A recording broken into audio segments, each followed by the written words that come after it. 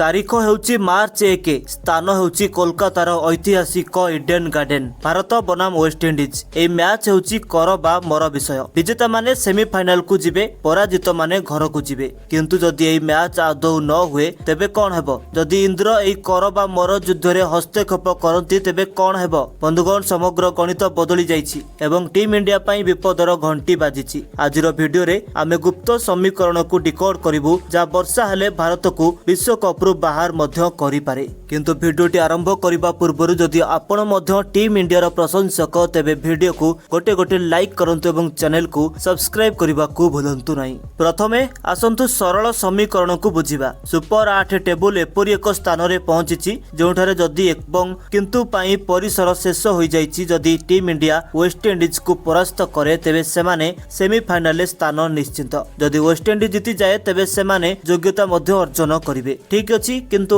ପ୍ରକୃତ ମୋଡ଼ ସେତେବେଳେ ଆସେ ଯେତେବେଳେ ଆମେ ଆକାଶକୁ ଦେଖୁ। ଶ୍ରୀଲଙ୍କାରେ ଆମେ ଦେଖିଲୁ ଯେ ବର୍ଷା ଅନେକ ଦଳ ପାଇଁ ଖେଳକୁ କିପରି ନଷ୍ଟ କରିଦେଇଥିଲା ଏବଂ ଏବେ କୋଲକାତା ଉପରେ ମଧ୍ୟ କଳା ମେଘ ଘୋଡ଼ାଇ ଯାଇଛି। ଏବେ ଧ୍ୟାନ ଦେଇ ଶୁଣନ୍ତୁ, ଯଦି କୋଲକାତାରେ ମାର୍ଚ୍ଚ 1 ତାରିଖରେ ପ୍ରବଳ ବର୍ଷା ହୁଏ ଏବଂ ମ୍ୟାଚ୍ ବାତିଲ ହୋଇଯାଏ ତେବେ କ'ଣ ହେବ?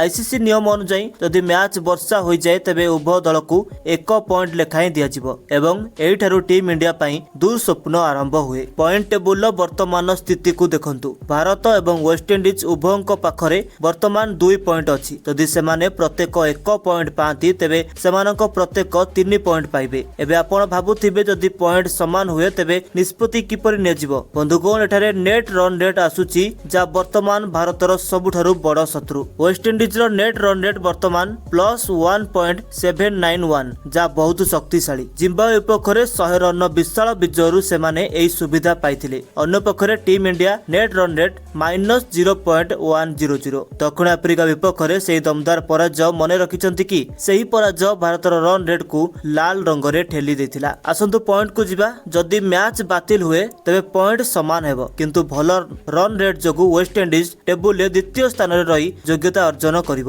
ଏବଂ ଟିମ୍ ଇଣ୍ଡିଆର ବିଶ୍ୱକପ୍ ଜିତିବାର ସ୍ୱପ୍ନ ଭାଙ୍ଗିଯିବ। ବର୍ଷା ହେଉଛି ଟିମ୍ ଇଣ୍ଡିଆର ବିଦାୟ। ତେଣୁ ମୂଳ କଥା ହେଉଛି ଯେ ଟିମ୍ ଇଣ୍ଡିଆକୁ କେବଳ ୱେଷ୍ଟଇଣ୍ଡିଜ ନୁହେଁ ପ୍ରକୃତି ସହିତ ମଧ୍ୟ ଲଢ଼ିବାକୁ ପଡ଼ିବ। ପ୍ରାର୍ଥନା କରନ୍ତୁ ଯେ ମ୍ୟାଚ୍ ଇଡେନ୍ ଗାର୍ଡେନରେ ସମାପ୍ତ ହେଉ, କାରଣ ଯଦି ବ୍ୟାଟ୍ କାମ କରେ ତେବେ ଆମ ଦଳ ଉପରେ ବିଶ୍ୱାସ ଅଛି, କିନ୍ତୁ ଯଦି ବର୍ଷା ହୁଏ ତେବେ ଖେଳ ଶେଷ। କିନ୍ତୁ ଆପଣ କ'ଣ ଭାବୁଛନ୍ତି? ଟିମ୍ ଇଣ୍ଡିଆ ୱେଷ୍ଟଇଣ୍ଡିଜକୁ ପରାସ୍ତ କରି